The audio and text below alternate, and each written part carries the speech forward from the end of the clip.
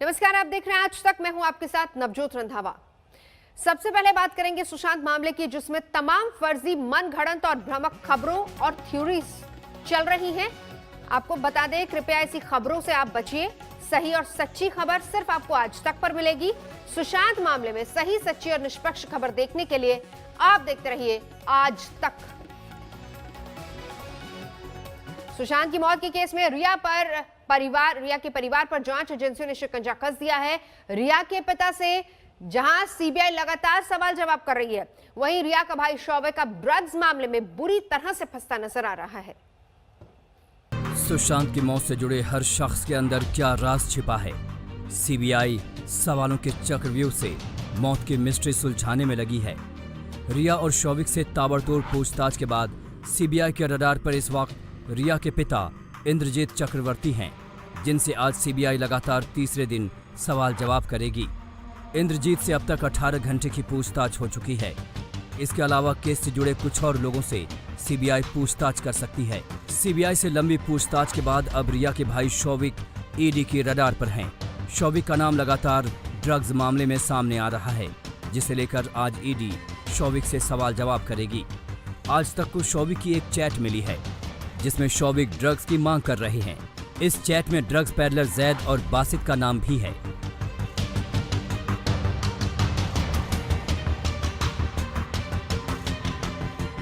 ये काफी strong evidence है नारकोटिक्स कंट्रोल ब्यूरो के पास, मैं आपको बता दूं। और इससे जाहिर सी बात है, न सिर्फ शौविक की बल्कि जो सैमुअल मिरांडा है, जो सुशांत के स्टाफ थे, उनकी भी मुश्किलें बढ़ेंगी। क्योंकि जैद नाम का जो ड्रग पैडलर है जो गिरफ्तार हुआ है, बकायदा उसने 66 एनडीपीएस एक्ट के तहत ये बयान दिया है। लेकिन अगर आप ये चैट्स देखें तो बकायदा न सिर्फ इसमें शौविक चक्रवर्ती ड्रग्स खरीदने की बात कर रहा है, बल्कि दूसरे अपने दोस्तों को ड्रग पैडलर के नाम भी सजेस्ट कर रहा है, बकायदा नंबर भी सजेस्ट कर रहा है। एक जगह पर जैद का नाम उसने सजेस्ट भी किया है। उधर ड्रग्स पैडलर जैद और बासित पहले ही शौविक से जान पहचान की बात को बोल चुके हैं। जैद और बासित से रिया के भाई शौविक से पहचान की बात कही जा रही है। शौविक को जैद का नंबर बासित ने दिया था। शौविक और बासित पहले से दोस्त थे। सूत्रों के मुताबिक शौविक सैमुअल्स को ड्रग्स भेजता था। सैमुअल जैद और बासित परिहार से ड्रग्स लेता था, जो कि शौविक तक पहुंचती थी। दरअसल जैद ही वो शख्स था जिसने रिया के भाई शौविक को इसी साल ड्रग्स बेची थी। शौविक लगातार जैद के संपर्क में था और हजारों के ड्रग्स ले चुका था। ड्रग्स तस्करी के आरोपी जैद ने खुलासा किया कि इस साल मार्च में ही उसने शौविक को ड्रग बेची थी। शौविक ने सैमुअल मिरांडा को 10,000 रुपए में जैद से ड्रग्स खरीदने के लिए भेजा था। जैद ने पैसे लेकर शौविक के कहने पर सैमुअल को ड्रग बेची। शौविक ने ही सुशांत के स्टाफ सैमुअल को जैद का नंबर दिया था। सैमुअल ने जैद को 5 ग्राम ड्रग्स के लिए 10,000 रुपए दिए थे। ड्रग्स मामले में अब शौविक बुरी तरह से फंसता नजर आ रहा है, जिसे आज ईडी के सवालों का सामना करना है। वहीं जल्द ही ईडी सैमुअल मिरांडा को भी पूछताछ के लिए बुला सकती है। अरविंद ओझा और मुनीश पांडे के साथ आज तक ब्यूरो। सुशांत सिंह राजपूत की रहस्यमयी मौत के मामले में उनकी बहनों का बयान टर्निंग पॉइंट साबित हो सकता है। हम आपको दिखा रहे हैं सुशांत की 3 बहनों के वो बयान जो उन्होंने मुंबई पुलिस को दिए थे, जिसमें उन्होंने माना कि सुशांत को मानसिक तनाव की स्थिति 7 साल पहले आ गई थी, लेकिन हालात बिगड़े पिछले साल अक्टूबर में।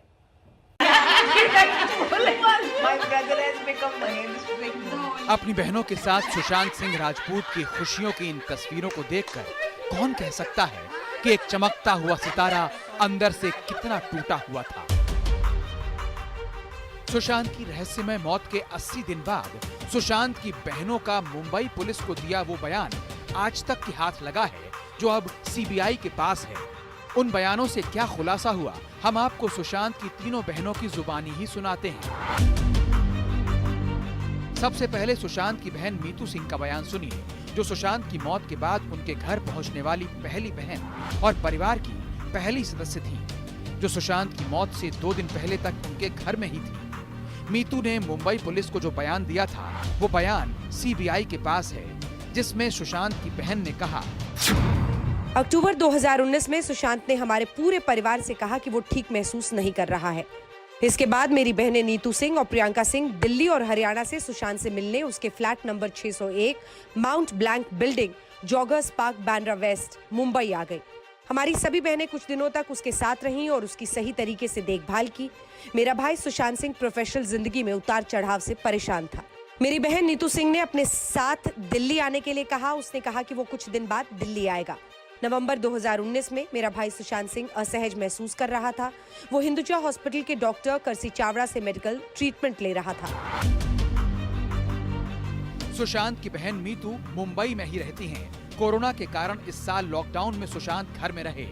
इसके कारण उनकी स्थिति और बिगड़ी।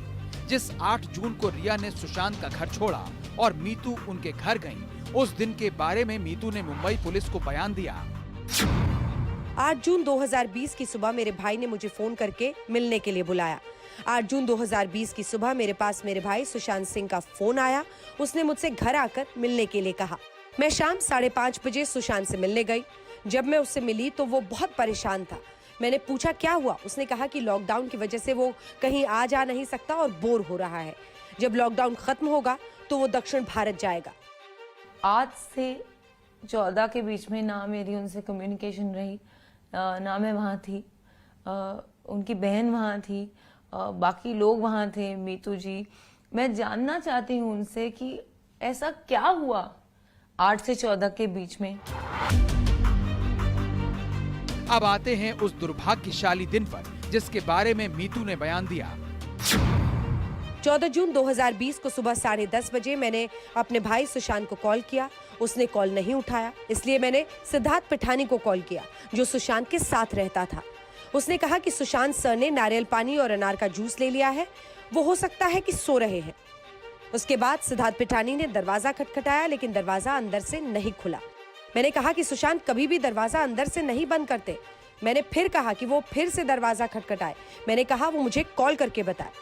कुछ देर के बाद सिद्धार्थ पिठानी ने मुझे कॉल किया और कहा कि सुशांत सर के बेडरूम के दरवाजों को मैंने कई बार खटखटाया, लेकिन उन्होंने दरवाजा नहीं खोला। इसलिए हम लोग चाबी वाले को कॉल करने जा रहे हैं जो दरवाजा खोलने के लिए चाबी बनाएगा। सिद्धार्थ पिठानी का कॉल आने के बाद मैंने गोरेगांव से बांद्रा के लिए कैब कर ली और निकल पड़ी। टैक्सी से आने के दौरान मैंने सिद्धार्थ पिठानी की कॉल रिसीव की। उसने कहा कि दरवाजा खुल गया है और सुशांत पंखे से लटके हुए मिले हैं। जब मैं घर पहुंची तो सुशांत बेड पर पड़े हुए मिले। सीलिंग फैन से हरा कुर्ता लटक रहा था। सिद्धार्थ और उसके सहयोगियों ने चाकू से काटकर सुशांत के शव को उतारा। फिर उसने पुलिस को कॉल किया। बांद्रा पुलिस स्टेशन से पुलिस पहुंची। मैंने पूरी घटना के बारे में अपनी बहन नीतू और प्रियंका को बताया। इसके बाद पुलिस सुशांत को एम्बुलेंस से कूपर हॉस्पिटल ले गई। डॉक्टर्स ने जहां सुशांत को मृत घोषित कर दिया। मैं नहीं जानती कि सुशांत ने बिजनेस या किसी और वजह से क्यों आत्महत्या की। अब हम आपको सुशांत की उस बहन का बयान सुनाते हैं जो फरीदाबाद में रहती हैं और जिनका नाम है नीतू सिंह। उनका भी यही कहना है कि पिछले साल अक्टूबर से ही सुशांत मायूस रहने लगे थे। अक्टूबर 2019 में सुशांत ने पूरे परिवार को कहा कि वो मायूस महसूस कर रहे हैं। इसलिए मैं और मेरे पति और दूसरी बहनें सुशांत सिंह राजपूत से मिलने मुंबई के बांद्रा स्थित माउंट ब्लैंक बिल्डिंग में उनके फ्लैट नंबर 601 पर गए। मेरे भाई सुशांत सिंह अपने करियर में उतार चढ़ाव देख रहे थे। नवंबर 2019 में मेरे भाई सुशांत सिंह बुरा महसूस कर रहे थे और इसलिए वो हिंदुजा अस्पताल में डॉक्टर करसी चावड़ा से इलाज करवा रहे थे।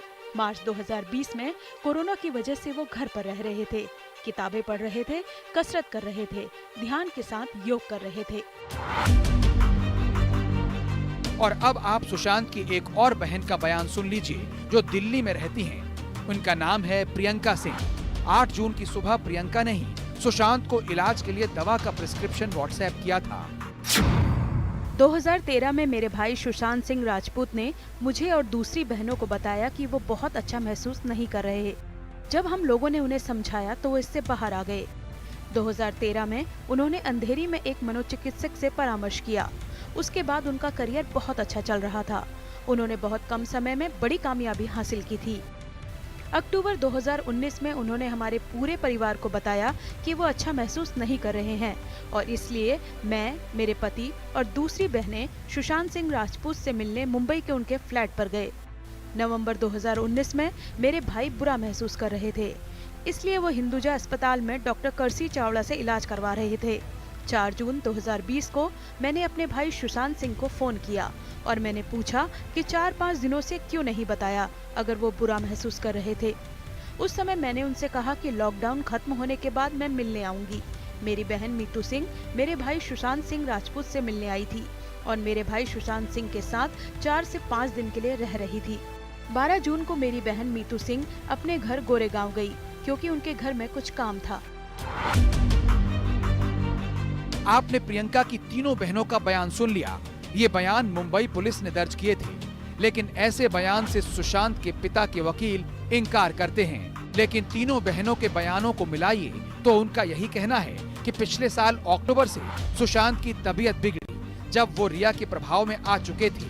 हालांकि उससे भी बड़ी बात यह है कि 2013 से ही वो कई बार अच्छा महसूस नहीं करते थे। एफआईआर में बड़ा स्पष्ट लिखा है कि सुशांत सिंह राजपूत की मानसिक स्थिति बिल्कुल ठीक थी 2019 तक।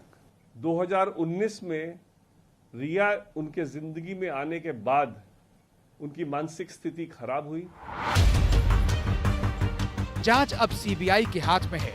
देखिए आने वाले दिनों में अब ये मामला किस करवट बैठता है। मुनीश पांडे, मुंबई आज तक। फिलहाल यहाँ रुकेंगे एक ब्रेक के लिए। आज तक पर खबरों का सिलसिला लगातार जारी है, देखते रहिए आज तक। नमस्कार, मैं हूं अंजना ओम कश्यप। हमें उम्मीद है ये वीडियो आपको पसंद आया होगा। लेटेस्ट खबरों के लिए यूं ही देखते रहिए आज तक और इस वीडियो के पसंद आने पर लाइक, शेयर एंड सब्सक्राइब करना ना भूलें।